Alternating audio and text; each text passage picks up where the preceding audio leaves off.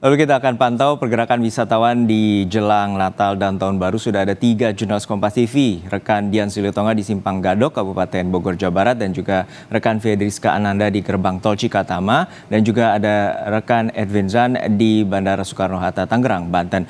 Namun kita sapa terlebih dahulu rekan Dian Silitonga. Dian, untuk saat ini kita lihat kepadatan tampak terjadi di Simpang Gadok. Lalu seperti apa rekayasa lalu lintas yang telah dilakukan oleh pihak kepolisian? Ya, Juno, betul sekali bahwa saat ini sudah terjadi kepadatan kendaraan di kawasan Simpang Gadok, utamanya ke arah Puncak, karena kalau arah Puncak ke Jakarta ini cenderung lancar dan juga normal.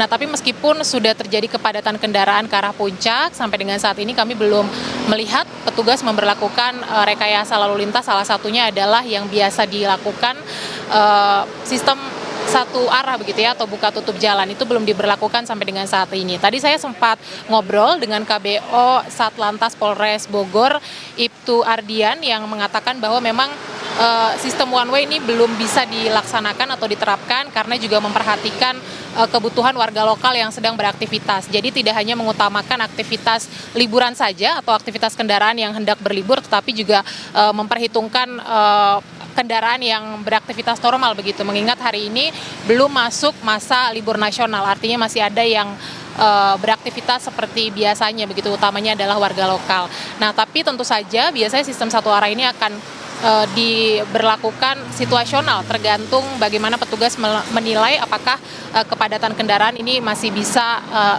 di level ditoleransi atau tidak. Nah, kemudian juga biasanya di kawasan Puncak Bogor ini rekayasa lalu lintas yang dilakukan adalah penerapan atau pelaksanaan ganjil genap. Tapi aturan itu pun hari ini tidak diterapkan karena memang sesuai dengan peraturan Kementerian Perhubungan, pelaksanaan ganjil genap pada libur Nataru ini akan dilaksanakan pada H-1 libur nasional dan kemudian juga pada saat cuti bersama, artinya baru akan diterapkan pada besok tanggal 24 Desember, kemudian 25 dan juga 26 Desember. Kalau sesuai aturan, pemberlakuan ganjil genap ini akan diterapkan besok mulai pukul 2 siang hingga 9 malam, kemudian nanti tanggal 25 dan tanggal 26-nya akan diberlakukan mulai pukul 6 pagi hingga pukul 9 malam. Tapi sekali lagi pelaksanaan ganjil genap itu juga nanti akan dilaksanakan secara situasional, jadi belum tentu akan dilakukan sepanjang pukul 2 siang dan juga 9 malam. Karena akan memperhatikan juga jangan sampai pelaksanaan ganjil genap justru nanti akan menimbulkan antrian panjang kendaraan sampai pintu tol. Nah, kemudian yang juga disiapkan adalah aturan kontraflow atau penerapan kontraflow yang sebenarnya kalau sesuai dengan ketentuan ini seharusnya sudah dilaksanakan pada tanggal 21-22 Desember. Hari ini tidak dilaksanakan, kemudian dilanjut 24 Desember, kemudian 26 hingga 29 Desember, dan juga 1 Januari. Nah, kalau untuk ke arah Jakarta, kontraflow dari kilometer 21 hingga kilometer 8 ini akan diterapkan pada pukul 3 sore hingga 11 malam di tanggal-tanggal yang saya sebutkan. Kemudian kalau arah Ciawi dari kilometer 44 sampai kilometer 46 ini akan dilaksanakan pada pukul 6 pagi hingga pukul 1 siang. Tapi sekali lagi ini juga penerapannya dengan catatan, Juno, karena kontraflow kan untuk kepentingan kendaraan yang hendak menuju ke arah selain arah Puncak begitu ya. Jadi kalau nanti dirasa jalur Puncak ini kemudian menimbulkan kemacetan atau mengganggu kendaraan yang hendak menuju ke jalur lain, maka nanti akan diterapkan kontraflow. Kalau tidak sampai mengganggu, maka kontraflow juga tidak akan diterapkan. Jadi sesungguhnya rekayasa lalu lintas di kawasan Puncak ini juga akan atau pelaksanaannya dilakukan secara situasional. Nah, kalau saya perhatikan juga hari ini kendaraan yang melintas ke arah Puncak ini didominasi oleh kendaraan plat B ya, artinya juga dari Jakarta. Nah, sekedar imbauan untuk warga yang memang ingin menghabiskan libur panjang Nataru di kawasan Puncak harus memperhatikan plat kendaraan yang disesuaikan dengan tanggal penerapan ganjil genap tadi 24, 25, 26, karena kalau tidak sesuai akan diputar balik. Kemudian juga harus memperhatikan kondisi kendaraan karena menghadapi musim hujan, dan juga sekali lagi diimbau untuk mewaspadai hadirnya joki penunjuk jalur alternatif. Jadi daripada rugi begitu ya ditembak harga tinggi, lebih baik bisa mempersiapkan jalur yang nanti akan dilewati sebelum menuju ke lokasi liburan di kawasan Puncak. Juno. Baik, terima kasih atas laporan Anda, Jurnalis Kompas TV, Dian Silitonga. Dari kepadatan di Simpang Gadok, kita akan beralih ke Tol Cikampek Utama. Sudah ada rekan Fedriska Ananda. Fedriska, hingga saat ini bagaimana data pergerakan terutama memasuki Tol Cikampek Utama, terutama jelang Natal dan Tahun Baru?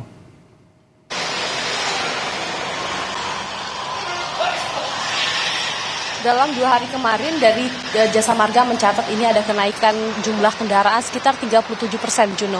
Namun kalau misalkan untuk hari ini, data hari ini kami belum terima. Namun per jam 9 tadi, ini jumlah kendaraan yang masuk ke tol Cikatama menggunakan pintu tol Cikatama 1 dari arah Jakarta dan juga sekitarnya ini mencapai 8.000. Di mana ini dengan tujuan favorit ini adalah menuju ke tol Palimanan. Karena kalau misalkan kita dapatkan informasi juga, Juno dan juga saudara, di mana informasinya puncak mudik ataupun puncak libur menjelang Natal dan juga Tahun Baru ini akan terjadi pada besok tanggal 24 Desember 2024. Sehingga hari ini tidak diberlakukan kontraflow, kemarin pun demikian. Jadi 2 hari lalu ini pada tanggal 21 ini diberlakukan kontraflow, namun nanti akan diberlakukan kembali pada tanggal 24 ketika nanti menjelang puncak libur Natal dan juga Tahun Baru. Kita masih menanti juga seperti apa update-nya. Kami akan terus informasikan kepada Anda, Juno dan juga saudara, terkait dengan data ataupun update informasi mengenai jumlah ataupun arus kendaraan yang meninggalkan Jakarta sekitarnya menuju ke Timur Jawa. Yang perlu dicatat juga, Juno dan juga saudara, oleh para calon pelintas ataupun pengguna jalan tol Trans Jawa begitu ya, yang mana ini untuk kendaraan angkutan besar ini dilarang untuk melintasi tol Cikatama ataupun tol Trans Jawa. Ini dialihkan ataupun disarankan untuk memilih jalur alternatif, di mana kalau misalkan pada 2 malam kemarin, Juno dan juga saudara, ini jalur alternatif Karawang ini cukup padat dengan kendaraan-kendaraan angkutan besar begitu ya, karena kalau misalkan untuk di tol Cikatama sendiri yang boleh melintas ini hanyalah kendaraan pribadi dan juga kendaraan angkutan bahan pokok dan juga bahan bakar. Juno. Ya, untuk saat ini ada prediksi besok dan juga tanggal 25 merupakan puncak arus dari Natal dan Tahun Baru. Lalu seperti apa rekayasa lalu lintas yang akan diterapkan?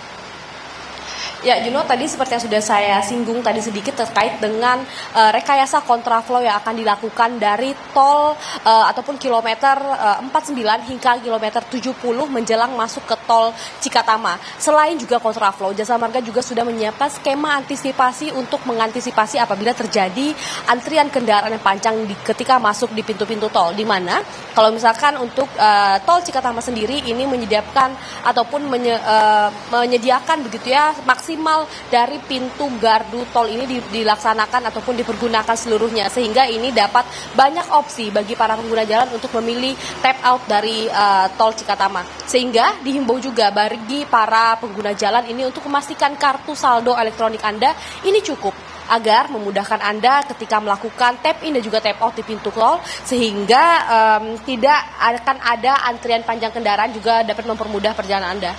Juno. Terima kasih rekan Fedriska Ananda dari Tol Cikampek Utama Purwakarta, Jawa Barat. Ada rekan juga Edwin Zan yang saat ini memantau pergerakan di Bandara Soekarno-Hatta, Tangerang, Banten. Edwin, untuk saat ini Angkasa Pura menyatakan bahwa 2 hari kemarin merupakan puncak dari pergerakan arus Natal dan Tahun Baru. Lalu seperti apa pantauan hari ini? Apakah terjadi juga kepadatan? Juno dan saudara, dapat dipastikan memang kalau untuk kondisi dari Bandara Soekarno-Hatta, tempat saya berdiri sekarang, apalagi Terminal 3 dan juga sekitar daerah lapor masuk menuju ke dalam gerbang keberangkatan domestik, dilihat kondisinya seperti yang tampak di belakang adalah ramai namun tetap kondusif.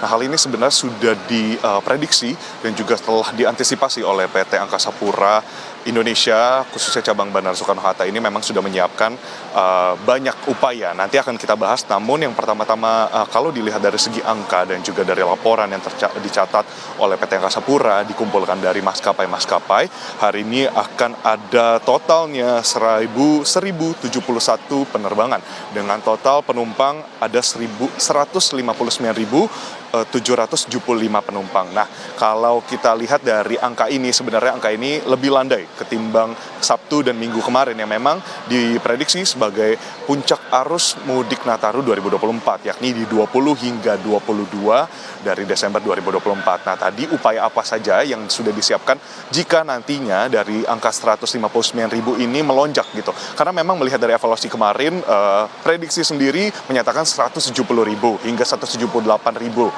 penumpang. Namun ternyata realisasinya pukul 00 dikumpulkan tadi malam adalah 190.000. Nah, bagaimana mereka mengantisipasi pada hari ini? Nah, tadi sempat berbincang juga dengan asisten deputi Communication and Legal dari Bandara Soekarno-Hatta menyatakan bahwa terdapat beberapa passengers lounge atau tempat menunggu bagi para penumpang untuk mendapatkan informasi sambil menunggu di sana. Lalu yang kedua, terdapat sistem penguraian untuk keramaian di beberapa titik yang rawan padat seperti itu. Nah, dan di sini juga dari PT Angkasa Pura mengimbau para penumpang calon penumpang yang hendaknya datang ke Terminal 321 seperti itu, semua terminal dari Bandara Soekarno-Hatta, untuk memastikan pertama-tama melihat kembali jadwal dan juga tanggal supaya tidak sampai salah, karena memang jika salah harus menunggu dan itu akan membuat kondisi bandara semakin ramai. Dan yang kedua adalah untuk memastikan kesehatan dimanapun Anda berada. Nah, salah satunya adalah dengan adanya posko terpadu. Jika memang dirasakan nantinya saudara sekalian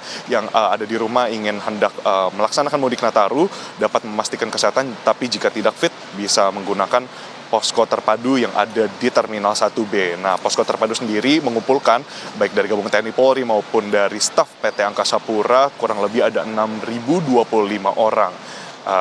Juno. Baik, PT Angkasa Pura memprediksi ada 170.000 pergerakan terutama dari Bandara Soekarno-Hatta dalam arus libur Natal dan Tahun Baru kali ini. Terima kasih jurnalis Kompas TV Edwin Zan dari Bandara Soekarno-Hatta Tangerang, Banten, dan sebelumnya ada rekan Fedriska Ananda dari Tol Cikampek Utama dan Dian Silitonga dari Simpang Gadok Bogor, Jawa Barat.